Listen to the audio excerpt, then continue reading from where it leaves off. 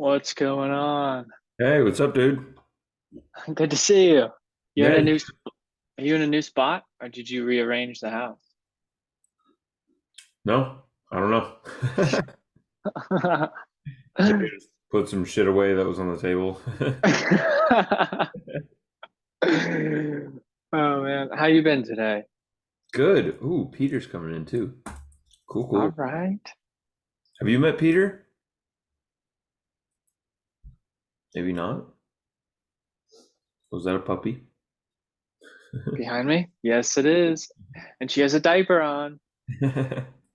She's she's almost 16 years old, so she will poop unexpectedly, even to her own nervous system. It's unexpected. So Wow. yeah, Yeah, 16's old for a dog. yeah, for real. That is up there. Hey, Peter. No, she's pretty Hey, amazing. Carl. And then I've also got this goober. Ha ha ha. Yes. Nice.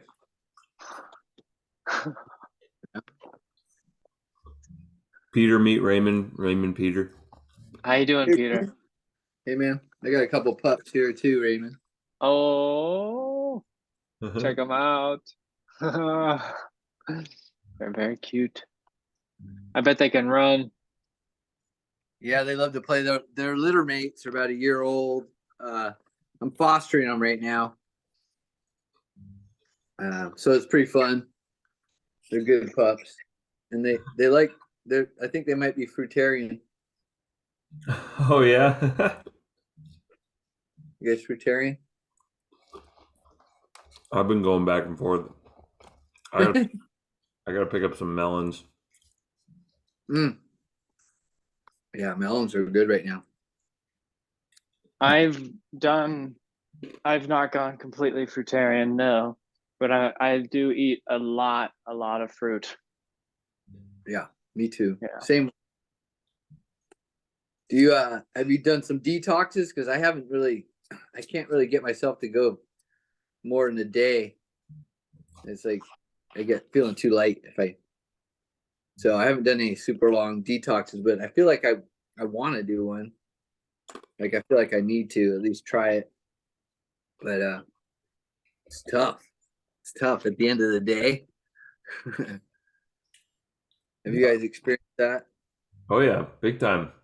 I mean, I did close to a 30-day one. I ended up just like not needing to go the full 30 days with that fruit detox I did this winter, but uh yeah, fruit and herbs is like the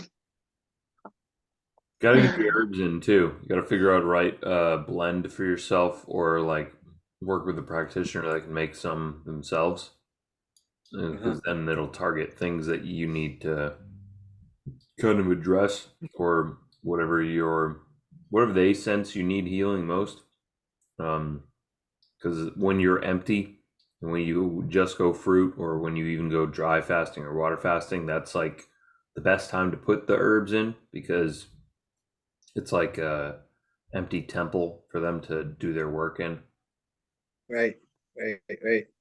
Well, like going back to when you did your first fast, or just fruit. Like say you're going for it, like your first day or two.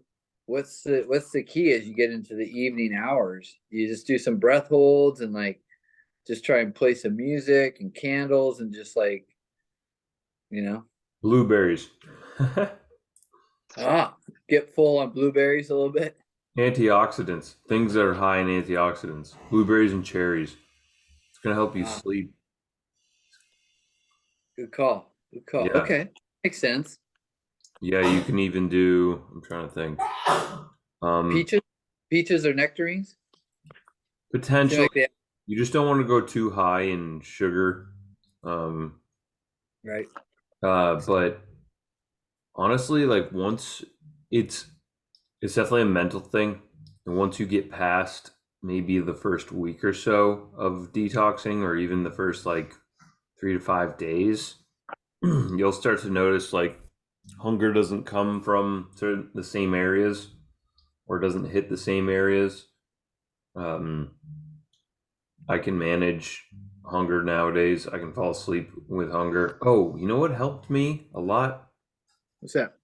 Ginger tea, and like I have, even though it's got like a very very small amount of sugar in it, these like ginger chewables, because my stomach would kind of just get like a little like achy almost.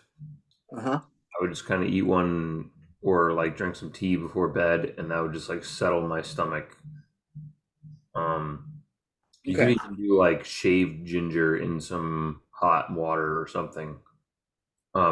Or like, have you ever done like a lemon fast, like a lemon water fast? No, I haven't done any of that. I It's did like. it, Go ahead. oh, I was just gonna say, just because I do like endurance on the bike, I go out and train. It's like I'll probably have to, just maybe not do that for a week or something, just to, just do Goda, kind of like you did, just do some rope and Goda and just breath work and just breath training and just So keep. yeah, when I do so sometimes I'll even just do like a day of cleansing. Like my body's like aware of kind of how to move the space on, or just like once I start cleansing one day, it'll just flush me out the whole day. Like I'll poop like fucking 4 or 5 times Wow. Okay. in one day, and I like to make this little cocktail, and I like warm up some water. You don't want it boiling. You just want it like kind of hot to warm, and then you can add lemon in it. And I put in. You can add honey if you want. I put in shaved ginger, shaved turmeric, as well as uh, cayenne pepper, and sometimes Ceylon cinnamon. And even Okay. sometimes I'll put in a tiny little bit of what's it called? What's that black stuff? Um, Activated charcoal. But you barely need like you need like a pinch of that stuff. Because you just don't need much more than that. And that I'll do that and drink that in the morning, and then it'll like I'll even just lemon water in general tends to detox you pretty quickly. You'll find that like if you do that instead of water in the morning or something, it'll like kind of speed up detoxing. Okay. Cool. Thank you. Oh, Yeah. Coleman, do you have any comments on creatine? Haven't done Any thoughts on? haven't tried it. Never in your life. Nope. Have you? Oh, I yeah, used to. back in the Oh, go ahead. Sorry, I thought you yeah, were I was gonna asking. say back in the day when I was playing football religiously, sports religiously, but I haven't done it in like 5 years. Yeah, I don't even really know much about it. I just know like it's a lot of like water weight, isn't it? Or how does it? I don't know. Yeah. Tell me more about it. I don't know, maybe I was just wondering what your thoughts are. I honestly don't know much about it. Peter, do you know? Yeah, I used it regularly when bodybuilding, and it was very helpful. It pushes water intracellular, so it's not really like a bulky weight. And I would use it. I don't know, a few grams, like 3 or 4 little teaspoons prior to a workout, and then it helps buffer with that cellular kind of water in there, kind of buffers the lactic acid a little bit, so you get more pumped, and then you get more. You can kind of withstand the lactic acid a little bit more. Hmm.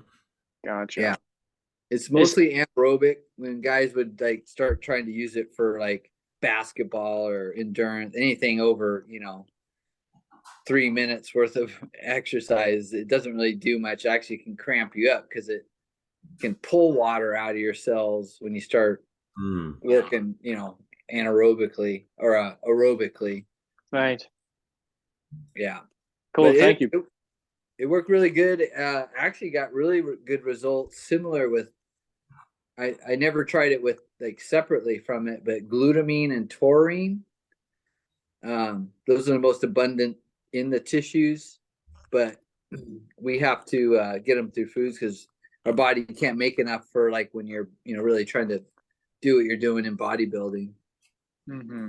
Yeah, I think I'm But taking. glutamine and taurine have that volumizing, buffering activity as well.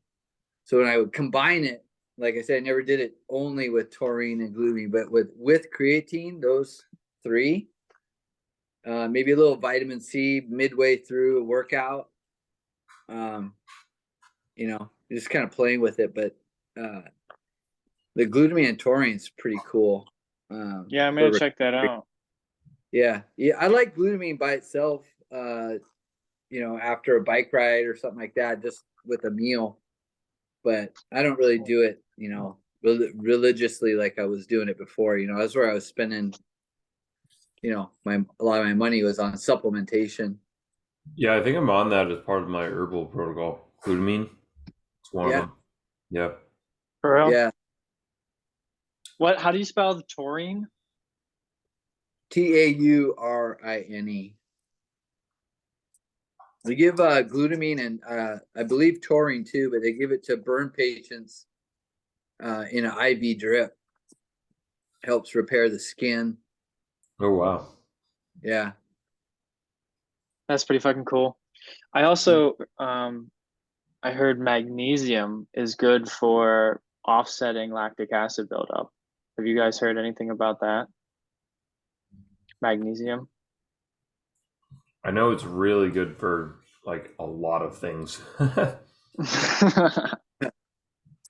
But there's like a bunch of different kinds out there, so you have to be careful what you take.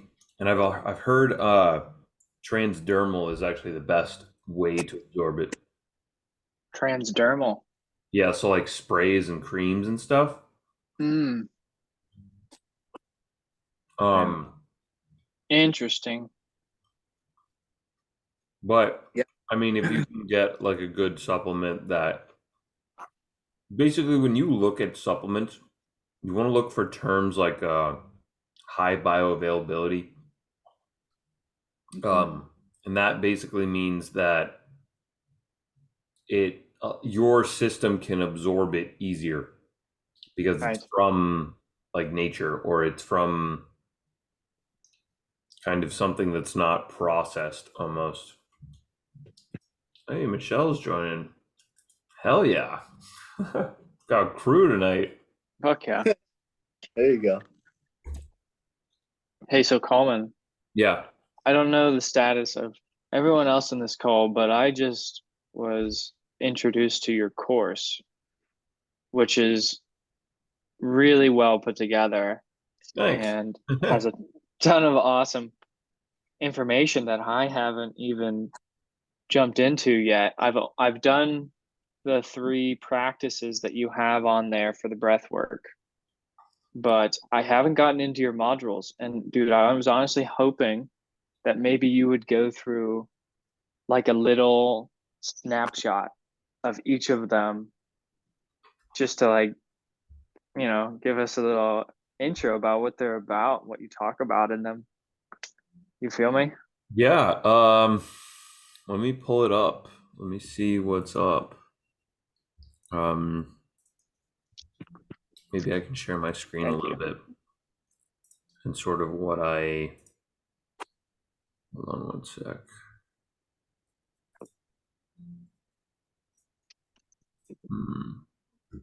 Yeah.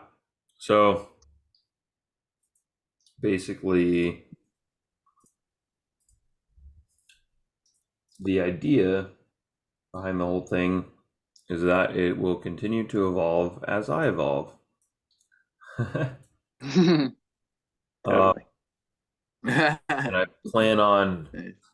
I actually have been working on a lot of new cool stuff in the background, just learning, but it takes the first 3 modules took me probably about 2 weeks each to kind of put together just because they're very baseline, basic. A lot of it has to do with oxygen advantage in general and some of the foundations of that. So I use even before I even get into the modules, I use the first like 3 or 4 pages just as I introduce clients into the breathwork practice and oxygen advantage in general, and understanding phenotypes, understanding a lot of things that Brian had taught me about breathing styles, the foundations of breath, and then just like a little bit about kind of the gas exchange in between carbon dioxide, oxygen, nitric oxide, all of these things that help balance the blood. So let's see. I kind of went through. There's like an intro. I just like go through a lot of the cool little benefits, what you'll learn and stuff in the basics.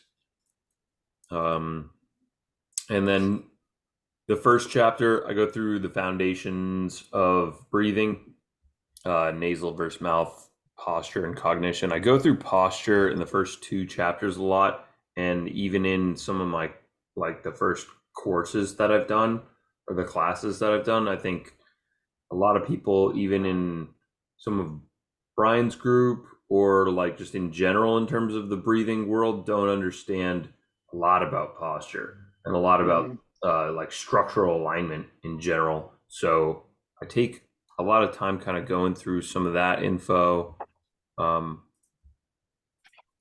of the benefits, where I get some of my resources, a little bit about, just some like exercises and stuff. The second chapter goes really in depth into like blood pH levels, and talking about utilizing carbon dioxide and understanding it at a biochemical level. I think a lot of people you don't need this information in order to like perform simulated altitude training, but for me, it just like it makes me excited to learn about it, and to understand it at a deeper level, because I can almost like picture what's happening in my cells. Totally. The coolest part. I go into a lot of the different benefits in terms of parasympathetic activation, what the vagus nerve is like really all about, like the science behind it, the fact that it's has a dorsal and ventral side, all the organs that it connects to, and the benefits that you can have just by activating the vagus nerve.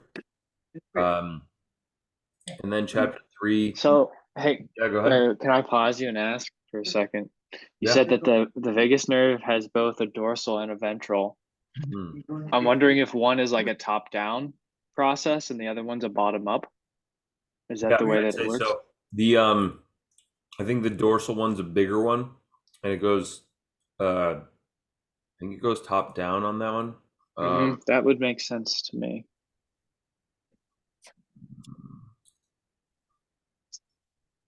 I'm just double checking what I wrote.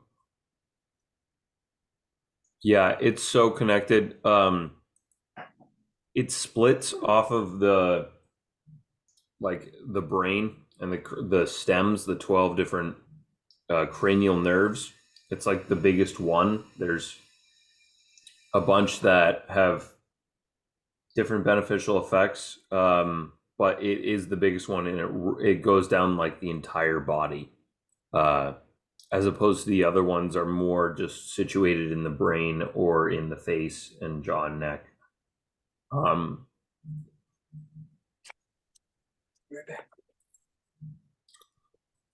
Oh, so it's actually the 10th cranial nerve, not the 5th. Yeah, I think the ventral side, like the front side, actually more to do with sympathetic activation than parasympathetic, but I could be wrong on that.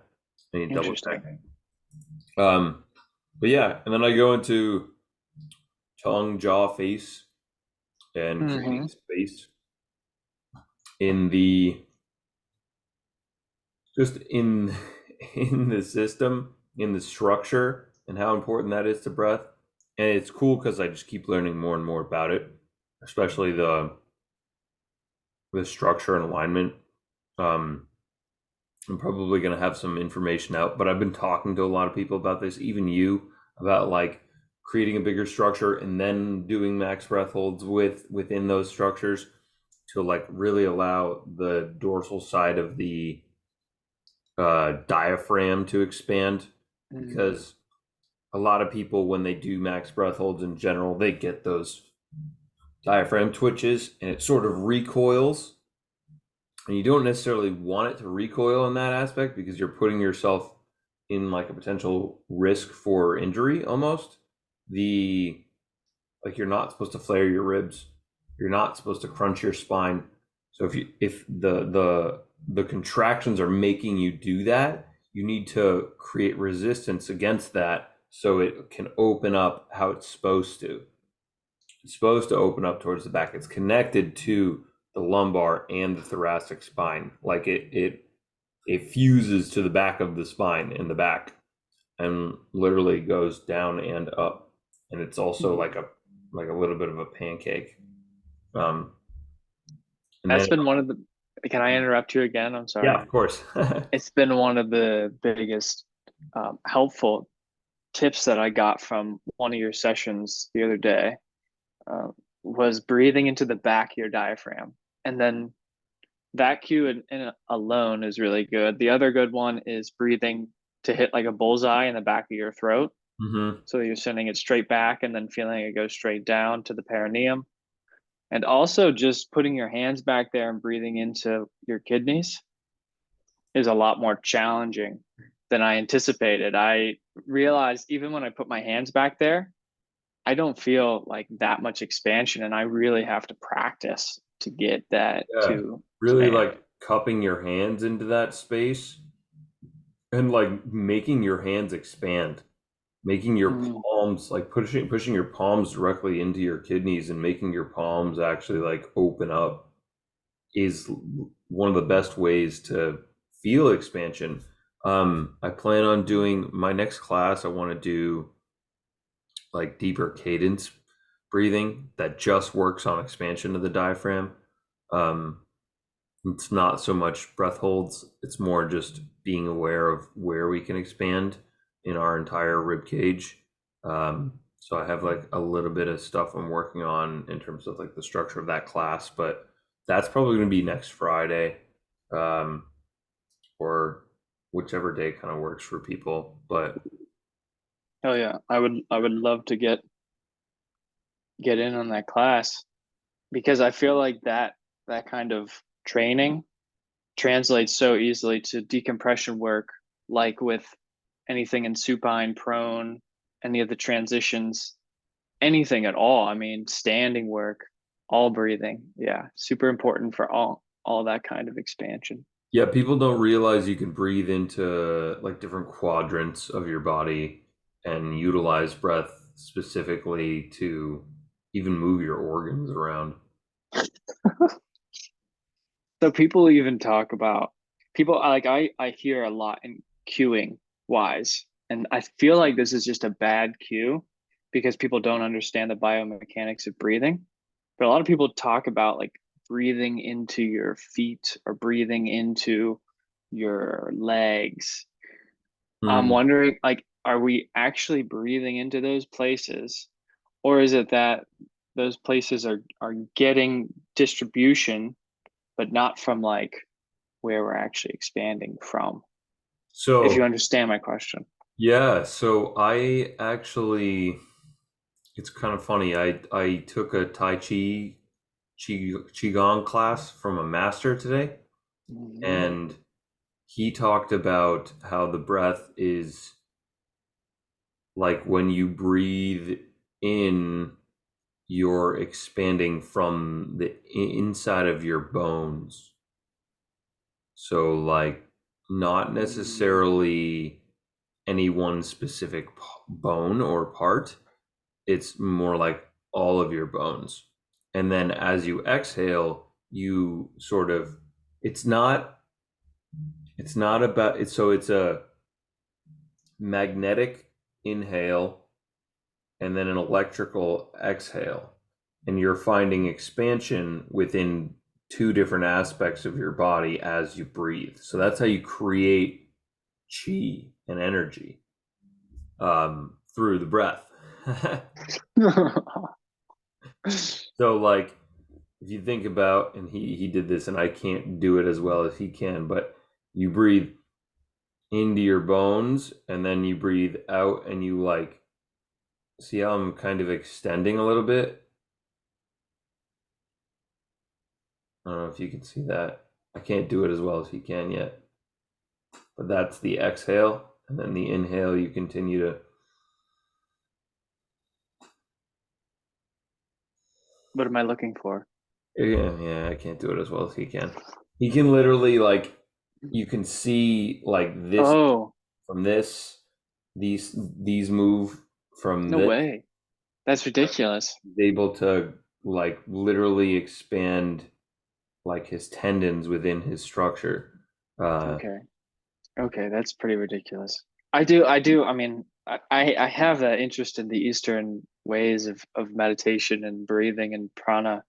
In the Vajrayana tradition, there is like they say that you should be trying to breathe through every pore of your body. Like the Hmm. skin, your entire skin is just sucking air into it. And it's not that you're breathing in and it's going down through the body into the foot, but that you're literally sucking oxygen in through your foot. Mm-hmm. But so actually, the way that if we're going to follow the entire respiratory system, what's that whole track look like from top to bottom? So when you breathe in, so hold on, let me think. It's like when you breathe in, you're breathing into your crown and your perineum at the same time, and that's the magnetic charge of your entire body that you're breathing into, and then you're expanding just outwards with your breath in terms of energy. But it's like almost a paradoxical breath, but it's not in the structural and physical sense because you still want to feel that 360-degree expansion from the perineum on your inhales, but you're like letting the energy come through your perineum and your crown on it. So it's like, does that make sense? No, it's totally making sense.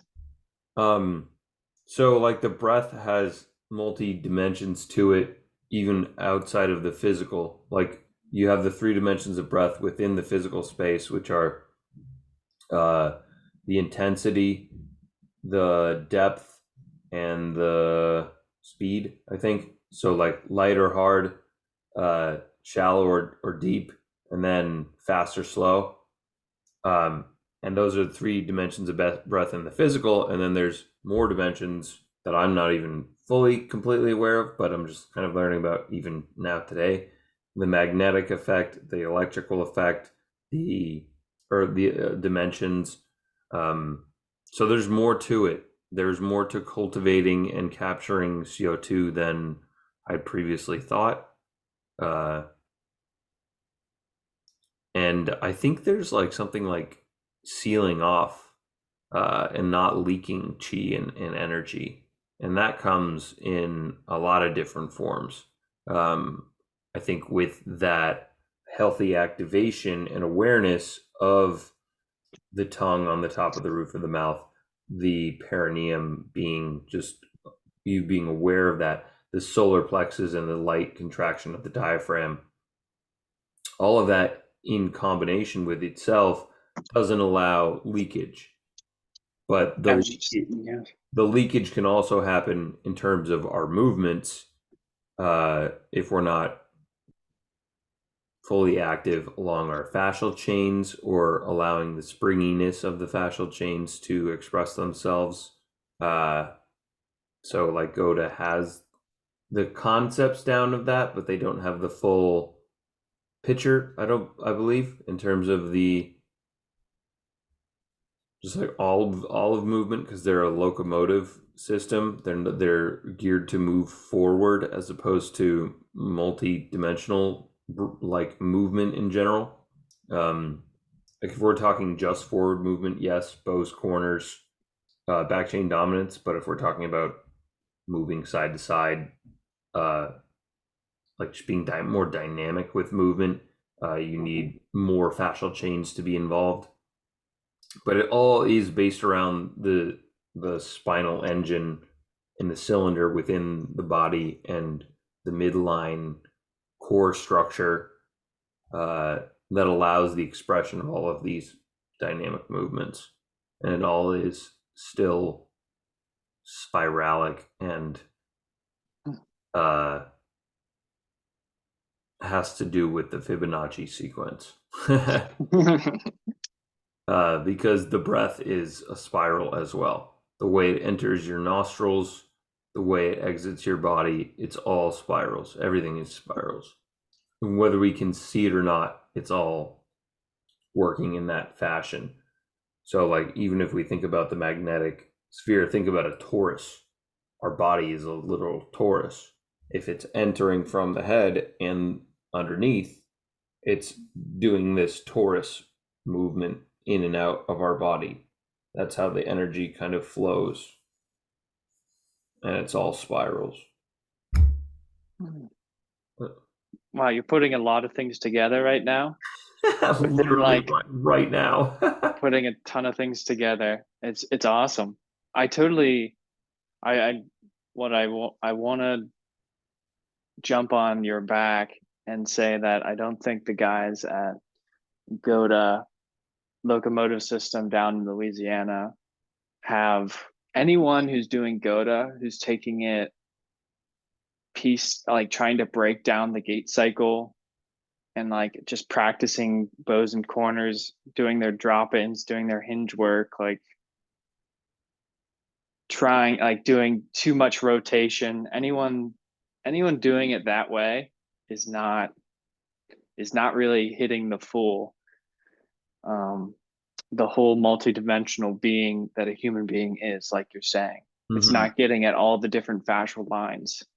I even found that with Goda outside of the GLS system, which I never really got involved in. I know you were certed in, but I wasn't certed in that. But other things that I was certed in didn't really touch on, like, for example, the medial line of fascia that connects into the medial meniscus and the connective tissue in your knee. I wasn't able to address that directly with a lot of the Goda that I was doing. I was able to address other fascial lines, which helped, but it didn't address like the real problem until I got into Dr. Brandon's work with the neurodevelopmental sequence, which I believe does touch on all the fascial lines. And it was through that and really through supine work that I was actually able to heal the medial line of fascia finally. That's excellent. That's amazing to hear. I've been working with Eric in terms of and he got started with MoveMed recently, and they do some really amazing kettlebell work, which I just ordered some, and dealing with that medial fascial line. I've only done like the floor work with it so far, but it is like, even without the kettlebell, using that as a tool, it is some deep work. I was playing around with some of the ways that they connect the fascial lines, just doing a drop in, like literally at work the other day. I was just like doing a drop in and like keeping tongue suction and pressure and having both my feet like really tapped in and using the big toe as the strength, and then pulling on my groin with the perineum and looking up and having the tongue suctioned up. And I literally adjusted my spine, and then my nose got like super clear in the back, and I just like it just opened up some sort of fascia, or just like something moved to be more in alignment with like my axis. I know I have a twist in my spine, and I know my axis is not tilted in the right way. My entire left side of my body experiences like a little bit of a drag almost, which I've been working on for like spiritually and physically for the last 2 or 3 years. I didn't even realize I had such a dip on that side of my body for the longest time. I was just like, oh, It's just weaker because I'm right-handed, but it's like it has nothing to do with it. There's so much more to being a human being than being right-handed or left-handed. Yeah. I've noticed similar things, and that's amazing that you got that adjustment. That's like a huge, and then it'll come easier and easier every time you get back in that position. Yeah. Using the you said using the grind and the perineum in the drop in to like, oh yeah.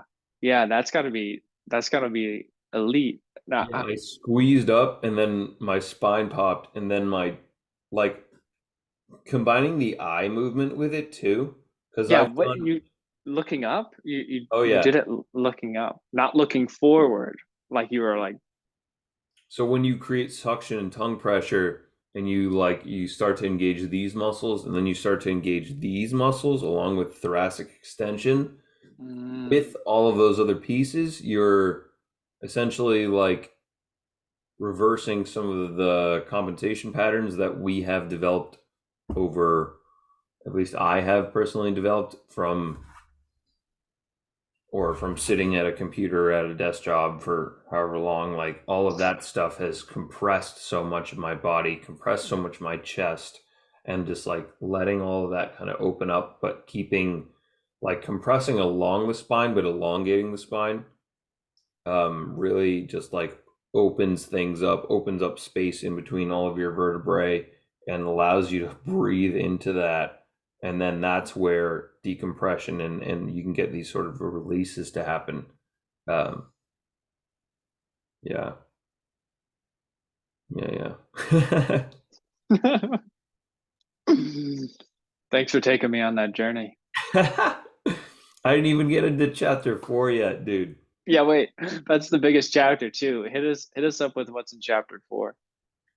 Chapter 4 took me like almost 2 months to kind of write and figure out where I wanted to even go with it. Because, and I think I need to do a part 2 on it too, because it's not fully complete yet. It just barely touches on the final part that I mentioned. So basically, I go into what fascia is, in terms of how it creates a scaffolding within our entire body, the 3 different layers of fascia, and how they connect to different. So let me go back. The 3 different layers of fascia are musculoskeletal. So that's the most outer layer. It's like basically right underneath our skin, connects all of our tendons, our muscles, our bones. And then the second layer of fascia connects all of our organs together and connects those organs to those muscles. And then the third layer of fascia is the deepest one, and that intertwines in between all of our DNA strands, all of our blood vessels, our lymph nodes, our nerves, and sort of creates these wire wraps around everything. And then it connects to that second layer, which connects to that third. So it's like this multi-dimensional matrix of connective web tissue. Uh, so that's kind of what fascia is. It's a scaffolding system that holds tensegrity in our entire body.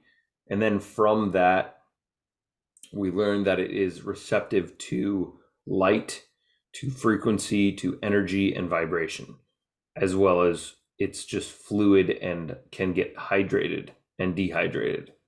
Um, so when it comes to some of the research that has been proven over the past couple of years in terms of the connection between cellular health and fascia, uh, Dr. Joe Dispenza has done like tons of amazing work in kind of connecting how our thought patterns actually and emotional states, we can utilize those vibrations in order to release tension and fascia within our system. So that's why people are able to have emotional breakthroughs and clear tension and have detox symptoms after like going through like an emotional release, just like in general. Um, and then I touch into how it is all connected through breath and specifically uh, how oxidation happens within the cell and the release of certain tissues create the space for less free radicals and more free oxygen and antioxidants to have space within the body to help cellular health in general. I dive deeper into the science of it and the explanation of it. But even beyond that, I make a specific connection between the nitric oxide itself and a specific amino acid that gets reduced, or not reduced, a specific amino acid that gets released as a hormone through all of your endothelial tissues. And that amino acid is connected to so let me back up. There's something called the gene keys, which you're aware of. Each gene key has an association with an amino acid. There are specific codon rings within the gene key sequences where they'll take 6 gene keys, 5 or 6 gene keys, and connect them through a specific word. So whether it's humanity or divinity or something that they all kind of like connect to in terms of the emotional frequency of that key, and the city, the gift, or the shadow, the gift, and the city of those frequencies are connected through a specific amino acid and how it genetically gets expressed through the body. So we have the shadow, the gift, and the city of a specific gene frequency. 6 of those gene keys connect into a codon ring. A codon ring is formed through those, like one specific amino acid. So basically, through the breath and through the release of the endothelial tissues through nitric oxide that we are cultivating and sending by increasing our CO2 in the blood and then utilizing the next breath after our breath hold to hit those tissues with free oxygen, not just oxygen, but free oxygen, because it's released from hemoglobin. We're able to release the oxidation of those tissues and just create more space in our body. And what that does is just allow more healing, and more cultivation of just life force energy. And it's all done through the breath and the strength of the diaphragm, the strength in the 3-dimensional aspects of breathing. So yeah, so there's more that I want to research in terms of the specific gene keys and their associations with the amino acids connected to those codon rings, because the codon rings essentially are just combinations of parts of how the DNA creates amino acids. You have this wheel. Hold on. You have this wheel right here, which is basically your whole genetic codon. These are 64 different parts of your genetic sequence. And this is AGA is arginine, or I think it's arginine. Oh my God, bro, you're taking me back to biology, freshman year of college. Yeah. So the thing is, like I mentioned, these gene keys, they're all connected to shadow frequencies, gift frequencies, and city frequencies. So in order to unlock that specific amino acid so it functions properly within the whole body, we need to embody not only a breath practice in the 3D lower chakra realm, but we also need to embody the unmanifested aspects of the emotional body. And there's like 7 different bodies: the physical body, astral body, mental body, causal body, buddhic body, and atmic body. So some of these we won't even need. There's another one. This is all classified according to frequency. Yes. These are the specific gene keys that just no, like the bodies. Yeah, the bodies. No, those are just the types of bodies that we have. Uh, And we should take that with a grain of salt. sorry, I don't know how to answer that question. So it's like I guess the mental body. Oh, okay, it is. It's a frequency. It's a mental body exists at a higher frequency than your emotions and is constructed from your thinking life. So it's like just um astral body is your human or your emotions, physical body is the physical, causal bodies of the soul, buddhic body is a higher octave of the astral body, atmic body is a higher octave of the mental body, and the monadic is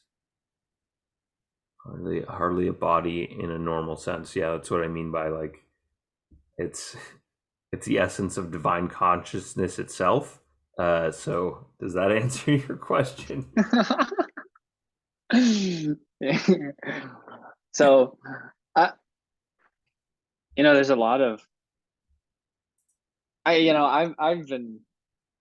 been saying fuck you to materialists for the longest time, but I might have to be eating my words, bro, because materialism, it depends what kind of materialism you're you're looking into. I believe like all the mystical, everything that people call mystical, I don't think is like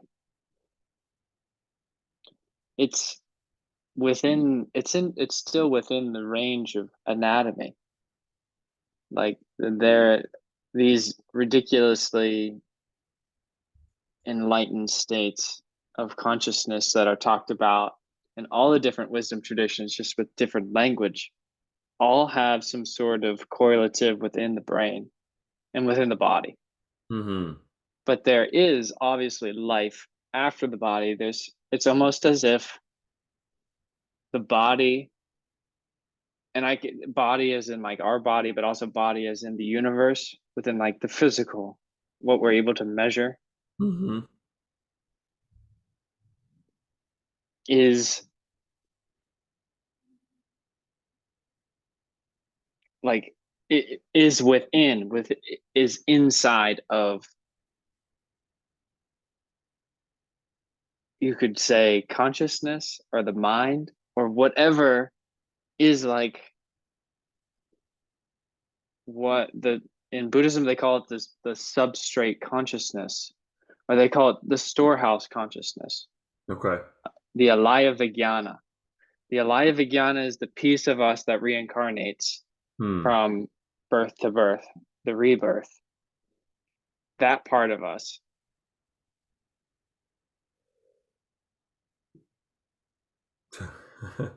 Oh, wait. That part of us is not physical. Yes. But then this is the hard problem of consciousness. Actually, no, the hard problem of consciousness is how do you take chemical electrical signals in the brain and then translate to them of our subjective experience of what the mind is, like what we experience when an image goes across our thought, when we close our eyes and we see visions, Hmm. or so subjective experience on the one hand and then chemical electrical signals on the other. How do we merge those two things together? That might be, and I'm just spitballing here, like a left and a right brain type activation. So most of us are. I'm following you with the hemispheres. I definitely think the left hemisphere is where our identity lies and where a lot of our emotional baggage lies. And then on the right side, we have a lot more fun, loving, playful interconnectivity, connection to the entire cosmos, connection to our deep soma. I'm following you there, but I'm talking about both hemispheres are still an electrical chemical firing of neurons, Mm-hmm. and both are still creating a unique subjective experience. And it's like, how do you go from one to the other? How do you go from the, are you following me? Yeah. Keep going. Keep going. So So one to the other, as in, one body to another body through the karmic. What was that word you used? Like the the alive Vijnana, did I say the yeah alive Vijnana? yeah. Is that what you're asking? Like, how do we? I'm honestly Yeah, ask it. not sure if I have anything coherent here to say, but I'm trying to communicate some So thoughts. when you like I'm listening. the body, so you're trying to understand the connection between karma and how it relates to basically everything we can feel and absorb and sense on this dimension. How do we take that as a part of ourselves and bring it into another karmic body, essentially, right? Right. So I think there is an answer for that.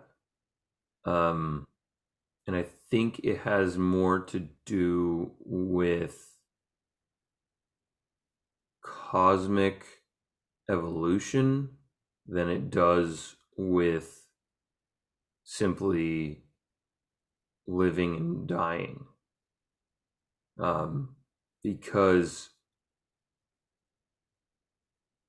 one, that's a less linear concept. So once we recognize that, we are one piece within a whole system, and by a whole system I mean like planets and cosmos and our connection to the energy of the sun and the radiation and the magnetism of all of that and how it affects us, specifically our bodies, we will evolve at some point. So I don't think, how do I phrase this? This is a great question. So I think the more that I feel like I just read about this too. Hold on. Something's coming up for me right now that kind of connects into all of this through quantum physics, because quantum physics Yeah. has shown the what they call the quantum vacuum, or what we've said before is the formless space of all form.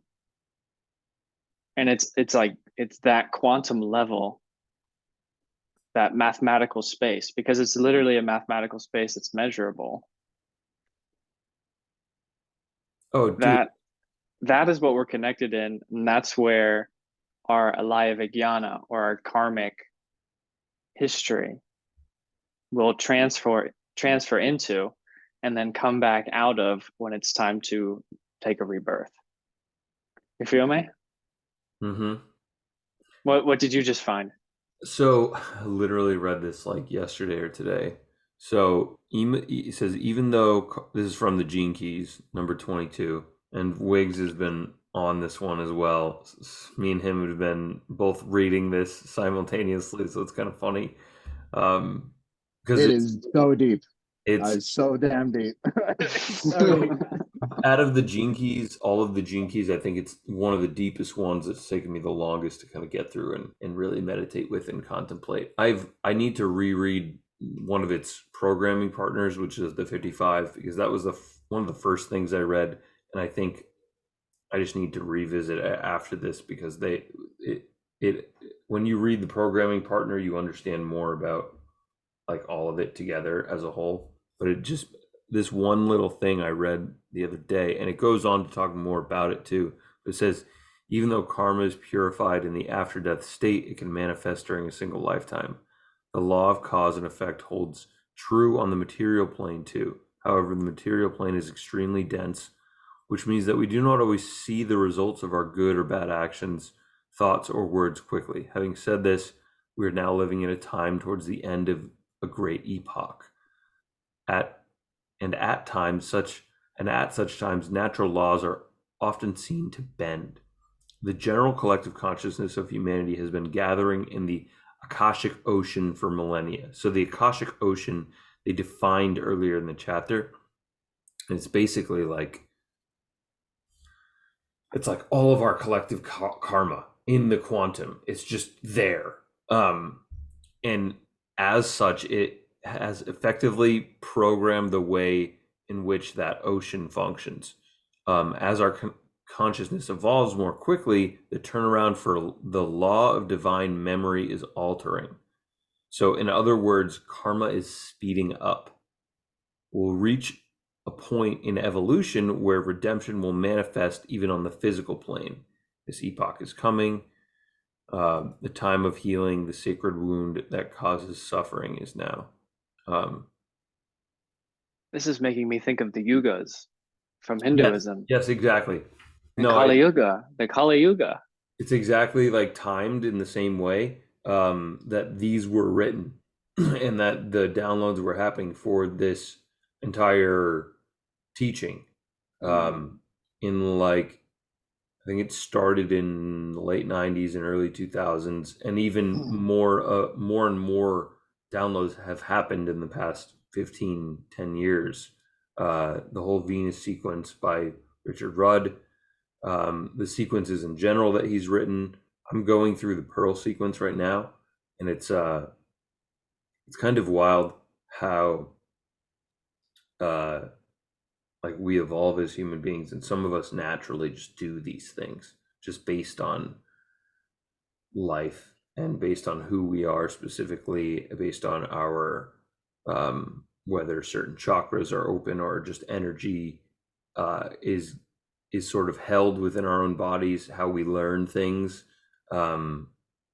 Some people learn things through trial and error. Some people learn things through slow step-by-step processes that take lifetimes. And it's just kind of amazing how we're progressing this fast now, with the evolution of technology, with the evolution of just humans in general, with the evolution of the earth and the sun. Everything's starting to speed up a little bit. And by a little bit, like a lot. Time is speeding up is something that Terence McKenna used to always say, all of his lectures. And no one could ever get him to really explain it well. But I think that actually does explain it well. What that might even mean, because time is not real. Like within the quantum realm, there is no time. The Akashic Ocean, the quantum realm. Yeah. Yeah. So it's this whole gene key goes on to even talk about so much more, and the core wounds that we're healing from. And I'm just getting now into I went through the sacred seals and the respective cities recently, and I've experienced a lot of these myself. When you go through something called the dark night of the soul, you're faced with like a lot of pain and suffering, and you have to choose where to go with that. And if you chose, higher frequencies to align with, then you're taken on this path. A lot of people have to go to those low places in order to see the other end of it, or to even know where to direct themselves. So I was reading the first few seals, and I've definitely experienced a lot of these. All of this information is something I've embodied and it's honestly like beautiful. It's cool to see where it's going too, because I haven't embodied some of these or like understood fully what they meant. Uh, so I'm gonna sit with them and kind of let myself sit with them for a little while before I even read further. Uh, Okay. but yeah, this these gene keys are wild, and I think it's the more we tap into that, and then the more we tap into breath as well, and the more we tap into all these different healing modalities and movement modalities, and just like being surrounded and connected through nature, and all of these ways we can enhance and embrace and increase our frequencies, the more quickly we will evolve. And then it's there will be people and beings and souls that will be stuck in lower frequencies for longer, and there's nothing wrong with that. That's just what they've chosen. um and there are other people that will choose to live in higher frequencies, and that's their choice, and that's the beauty of free will. you know. I really love how they put it, where it's like the essence of free will or divine will is to show that all the possibilities exist. And it's like, would you choose to have that path? You have the freedom to do so. Should you choose to elevate, well, there's all these other floors you can go to as well, you know, which is extremely fascinating.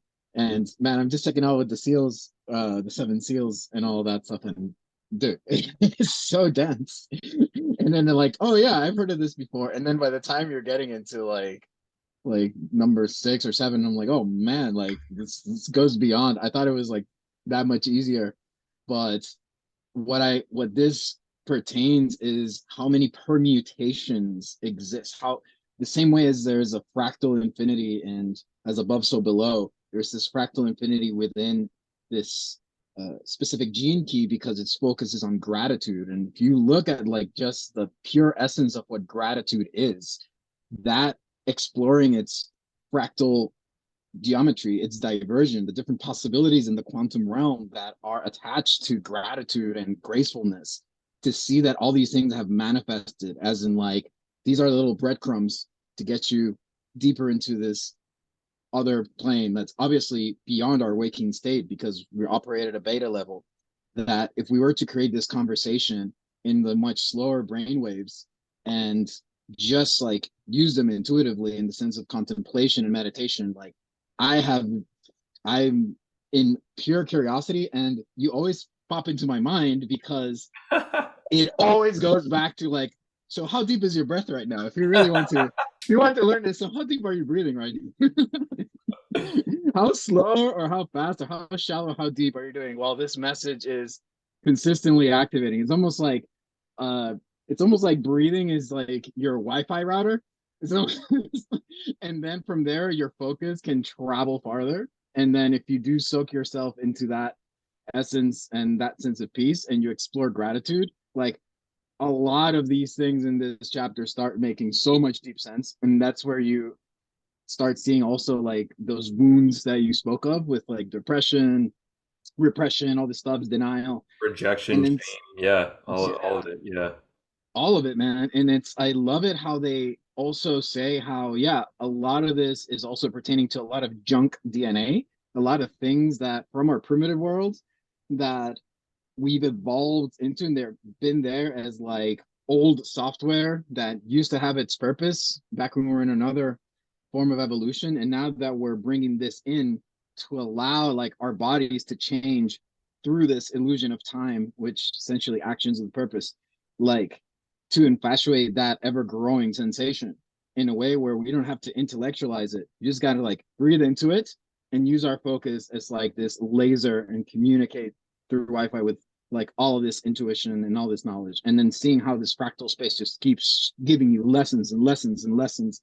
And then it's like, oh my God, you start feeling almost like this big piece of marble that gets chipped away ever so slightly.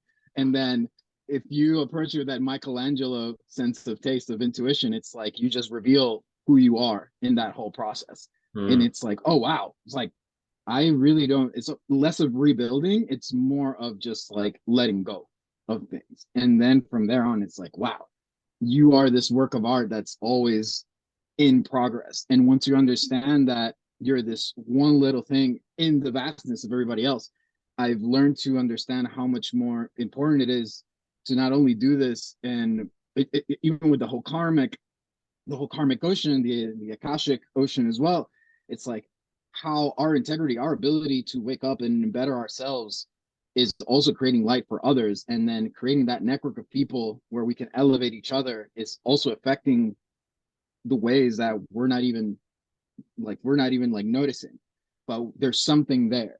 And who knows, like this acceleration of how things and how time is going incredibly fast and all these things are accelerating can go in like both directions.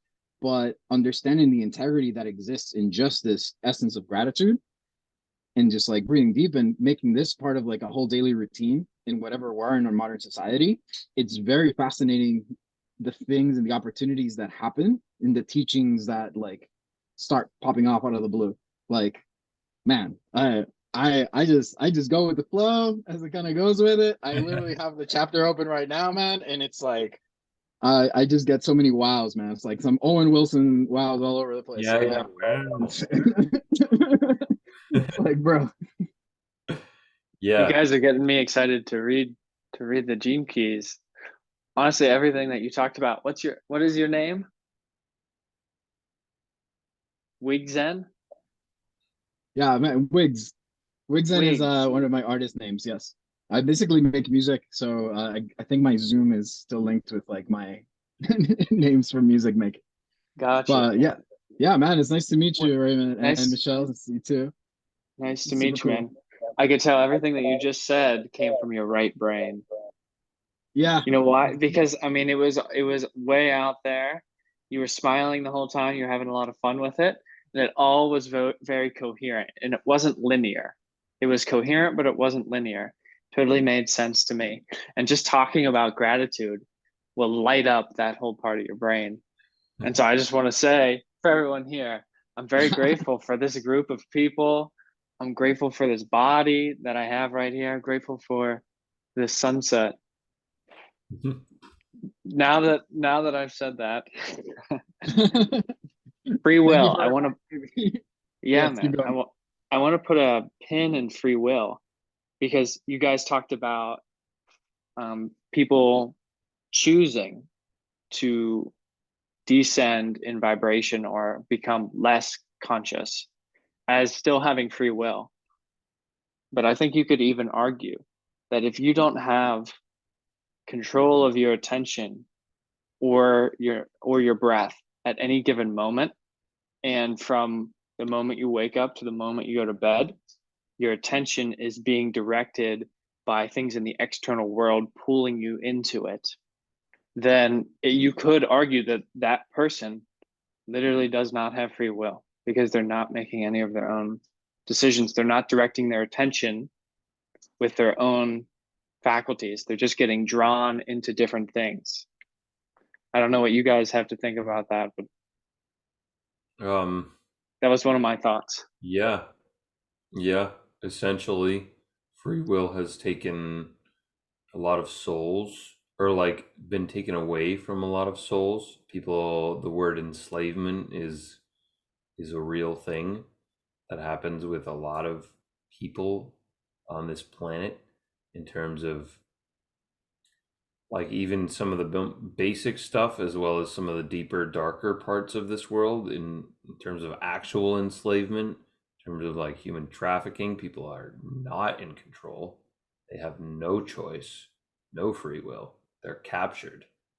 Um, and people are of higher frequencies and who understand what's happening globally are doing work. Um, they are doing work on, and they are visiting these places and sort of releasing these energies, or just like working. It's a war. It's honestly a war out there. Um, what I've read, what I've heard about, some of the people that I've looked into, are doing amazing things where they're saying certain prayers, working with certain energies, working at certain specific places on the planet that have certain frequencies that are either nefarious, demonic places or are higher frequency places that are based on ley lines, that are based on ancient like technology and archaeology and different structures. Just there's levels and levels to this that I still don't understand, and some people were born on this planet to be those people, to be those warriors, or to kind of help save souls. I think it's essential that a lot of people in these higher frequencies find a greater purpose, and whether that's to bring more people into higher frequencies or to just do some of the darker work, it's all part of the whole. And it all starts, like Wiggs was talking about, it all does start with, almost having that sense of selfishness where you take care of yourself and you make this vehicle strong and have vitality and have, the ability to vibrate at those higher frequencies, so you're not disturbed by things like stimulation or things that can bring you down into lower frequencies. Things like stimulation is just like that in correlation to the breath is exactly how we make that separation. So the more we increase the space in our hearts, the more we increase our heart rate variability through the strength of the diaphragm that allows us to speed up and slow down the breath and create space between, like in our magnetic fields, our electrical fields, our emotional fields. We're able to hold space for others, but we have to do that work ourselves first. This is something that I have learned over the past year, and it's been a new thing for me lately, that I took a year to myself. It took 6 months in Brian's course to learn how to do this work on myself so I could teach to others, but that was my goal from the beginning, and I went deep into it to learn how to do it. And I was selfish with my time. I was very selfish with how much I prioritized my own health and well-being above everything else. My own nervous system, I wouldn't compromise anything. My own boundaries, I created walls if I needed to. And now I'm at a place where I have more space in my heart for others. And to be able to hold space for other people is something that not a lot of people can actually do. They don't even know how. But it's as simple as just kind of being there and not reacting to stimulation. And stimulation is everywhere. Everywhere. And especially when it's coming from your own brain. Like when you have, like we all have the lower left limbic brain that houses all of our past trauma. And it's the origin of our future anxiety and all of our worries. And when there's something in your environment, for example, if you live with someone who has caused you trauma in the past, you still live with them now, and every time they walk into the room, your nervous system starts to panic. You start to get, the alert button gets hit in that lower left limbic amygdala every single time. And you have to and then so what happens is that is triggered, and then your cortex in the left side with all the language centers attached to it begins to create a story based off of that alert system that fits the current situation, even though the emotions and everything that you're feeling are coming from the past.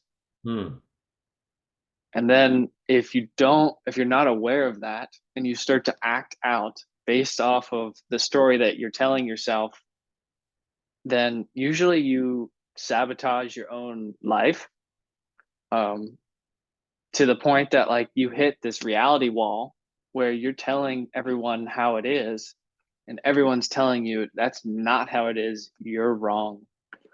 And it's either like you tell yourself that they're stupid, or you look at you really look at it.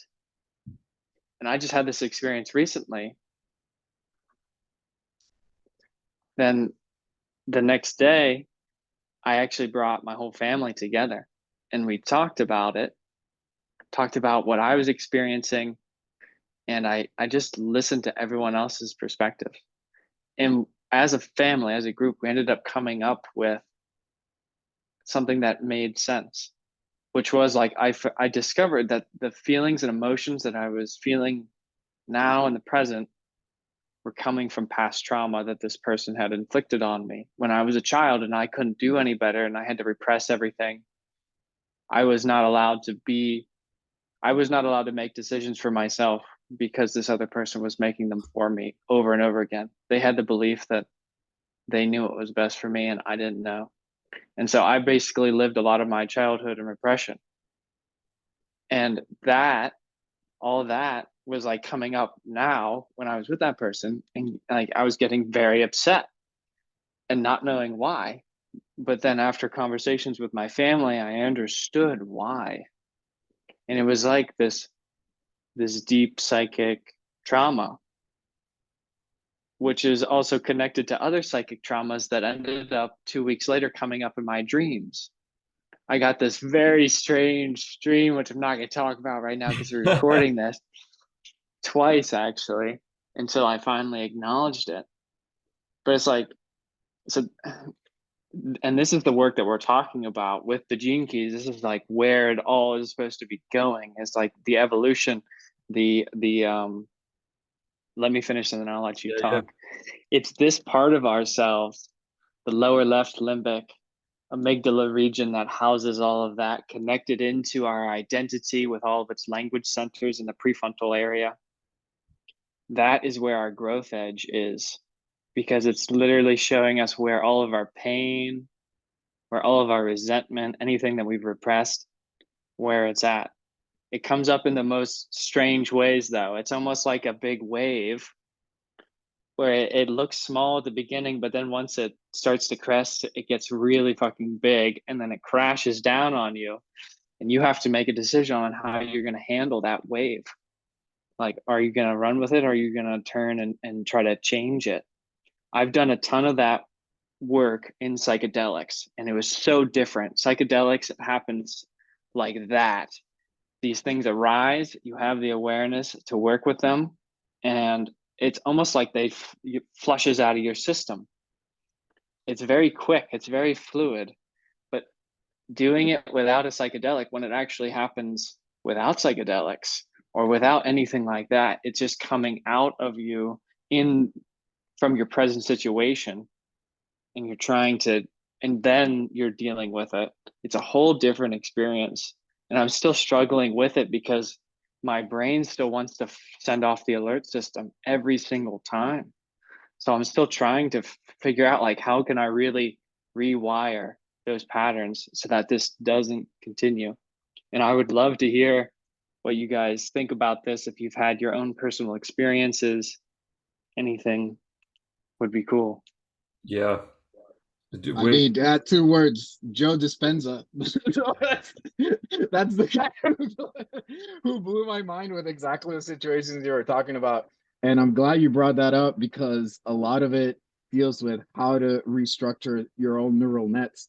And what I loved about Joe's book, Evolve Your Brain, which I recently kind of checked it out, was the 70% of the book is just explaining your entire like neural anatomy, like nervous system, from all that stuff. And I'm like, okay, Joe, when do you get to the good stuff? But I'm gonna listen, because it's a long ass book, and I do audiobooks mostly, and do the whole PDF, learn how neurons fire together, axioms, nervous system, and then at the very end, it's like, okay, so let's go now to how you reprogram. And it went like stellar to a whole nother dimension. I'm like, damn, Joe, okay, this is what I know you for right now.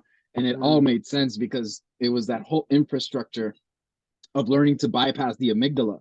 And Kalman's a fucking G at this, because essentially, like, through breath work, it's one of the fastest ways to kind of create space and essentially like control the way you can kind of like perceive yourself. So when you have those big waves of karma or trauma, whatever it is, like you understand what's happening to you at a biological level. So it doesn't interfere your spiritual progress that you can do. And from there, you know that it's technically the same metaphor that I was talking about previously. You're just chipping away a little bit at a time, because the way our entire neural nets have been constructed since we're children, since we're like born and absorbing everything. And the older we get, the more solidified these neural nets become.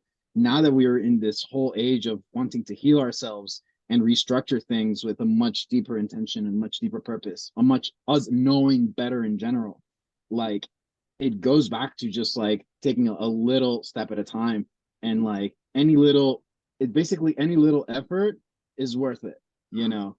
And that's the way like I love to perceive that, because it could go on forever and it doesn't matter. It reminds me a lot of this Buddhist story where this angel essentially, or this like enlightening one or his guru kind of came over and saw this guy who's like meditating 8 hours a day and doing the whole thing, and he's really wants to achieve enlightenment. His angel comes down to him and saying like, oh, I see that you're pretty like, you're really willing to get enlightened, huh? It's like, great. It's like, yeah, I'm like doing all this stuff to make sure that this life I can do it, da, da, da. And the angel says like, yeah, well, you see that tree right there? Like, okay, see, for every leaf that tree has, like those thousands of leaves, yeah, so that's how many lifetimes you're actually owed. Checking out my little watch here, yeah, it's got about that many lifetimes before you get to nirvana. And the guy's like, oh boy. And he just goes and do it. And then this other guy that's just freaking just like having a blast, just like chilling and just lounging and like just loving life and just going through the whole thing. Kind of like enjoying what he's doing. Like the angel comes out at him being like, hey man, I see you're trying to like do nirvana and like get enlightened and stuff. I'm like, yeah, sure, man. Like, what up? And the angel is like, okay, so you see that tree over there? So for every leaf that's on there, about 1,000 or so, it's how many lifetimes you got left before you actually get enlightenment? And the guy basically said like, oh, that's it. And at that moment, that guy got enlightened. So it was like, That's a great story. That's fantastic. Like, it's like right now, like that's what's up. You're on this voyage, and I loved how you said like when this wave of karma comes through you, it's like the first thing I thought about. And like, so man, with what surfboard are you using for that wave? Totally. Like, what's your surfboard for this one, man? Like, I don't even care how big it is. Like, can we get to that point where it's like, can we big wave this like Nazaré in Portugal, bro? Like how crazy would that be, man? And it's like once you get into that mindset, but of course, like I could easily get like swallowed up with all these other things that have happened, impossibility and all that stuff. And this is where like I have friends with jet skis to get me out of it and then take me back into where that crest of the wave is so I can like approach it again with much more wisdom every time.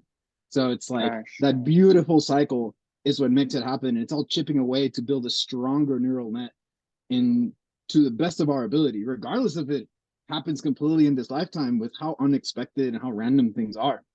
But just the ability to like resonate and explore that with like other people makes you know that you're working for things bigger than yourself while also bringing yourself to that state. And it's like, wow, man, it's like, yeah, I love to live in that atmosphere. And you just become so much more perceptive of that once you start pointing at the things you've overcome in your life, like who you are right now would have been an intention you set up 5 years ago, 10 years ago, or a year ago. Like how you've seen yourself change, that illusion of time to know that all the intentions you've created has led you to this moment is something to actually get excited about, and to know the things you will confront in the future are placed in there in front of you to get you to that next level. And no matter how many next levels you get into, there's always going to be something just as big, if not bigger, that you have to confront. And after you confront it, the thing happens. So it turns into a Sisyphean metaphor, where something that doesn't get explained enough. I think I learned this from some Jordan Peterson, or was it Sam, or working from Sam as well, where essentially they don't talk about often how Sisyphus always smiled when he had to bring up that whole boulder. Like he was doing it always with a smile. And it's like, man, now that story went from completely sad to like, oh, like he's doing it with such a purpose. Like no matter what, he's gonna like keep rolling that boulder down. Even if he knows it's gonna fall down, he's just gonna do it again and do it with a smile. And then it reminds me of like Mike Tyson saying the same thing. It's like, yeah, discipline is doing what you hate to do, but you still do it with a smile. And you're doing it with that type of mindset. And I'm like, man, like all these guys, like absorbing all that energy and seeing how our brains are attempting to create metaphors from these stories and create these neural nets inflects so much of beautiful growth of possibility where it's like I'll take in that wave of karma a step at a time and I'm going to find a way to surf it. Whether I bail or not, I'm going to enjoy that voyage some way or another. I'll laugh at it like in some way, shape, or form. And Yeah, dude. whatever it teaches me Laughter. there, let's see what happens. Like, I kid you not. You need the ability Anyway. to be able to laugh at yourself. That was Dude, yeah. that was beautiful. That was a beautiful little thing Thank you. you just said. Yeah. Yeah, man, I appreciate that. Thank you. Colin, you have any thoughts? I do. And it's just another colorful way to kind of say a lot of the same things. So something that I've been working on lately, a few different things actually.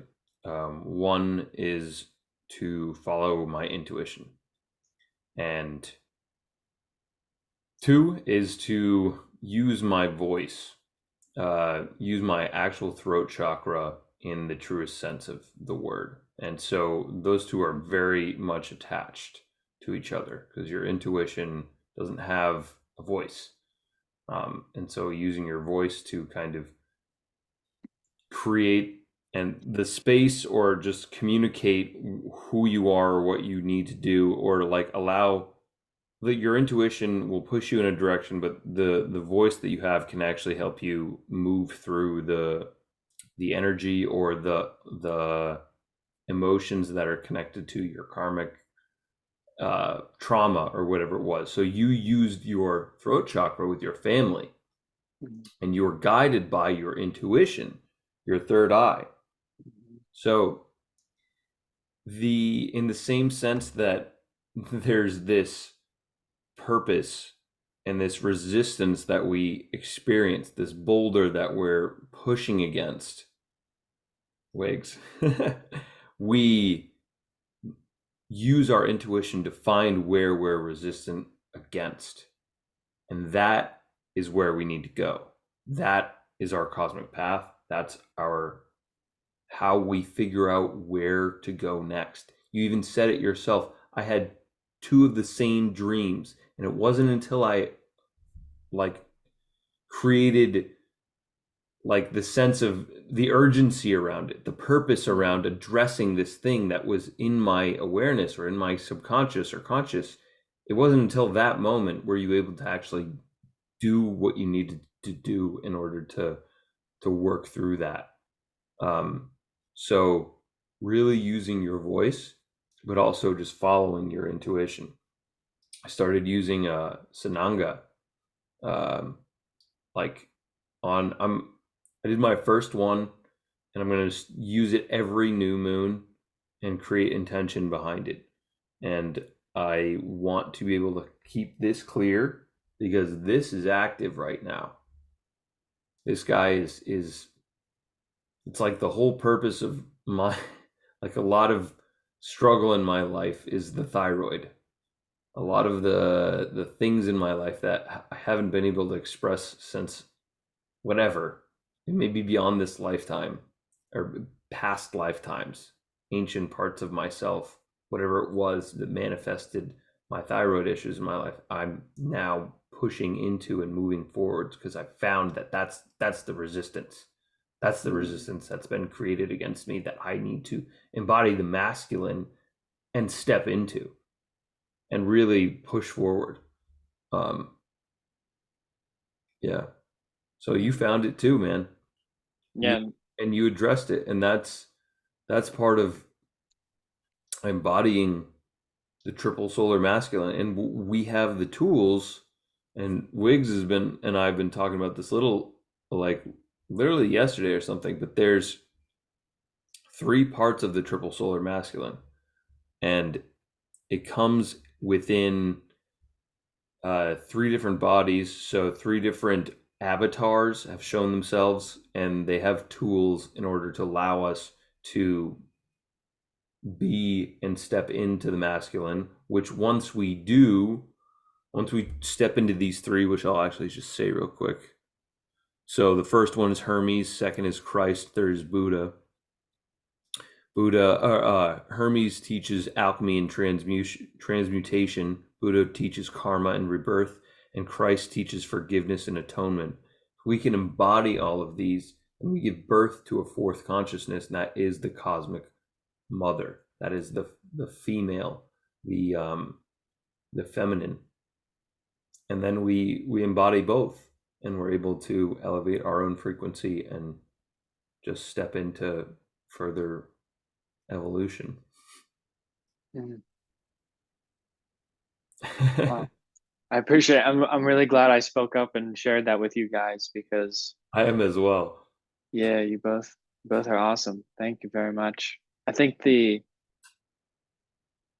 continuing to use my voice to express what's going on with me is important, and also understanding that it is a process of chipping away, and it's not going to happen. Like, even though I had this breakthrough with my family and the dreams, it's not just a magic pill. And even with the psychedelics, even though it felt like huge releases at the time, I understand that I'm still working on all those things that I had experiences on, and it takes a while.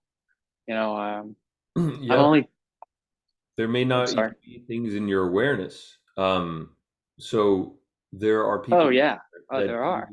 do. I recently had somebody do a family constellation with me, and it's working with energies and potentially spirit guides that aren't even in your awareness, that you have no idea what their traumas have been in their lives. And so you act as a conduit in that space, and you just allow something to happen right before you, and you just be like a reciprocal for that energy to pass through, and you let it, Mhm.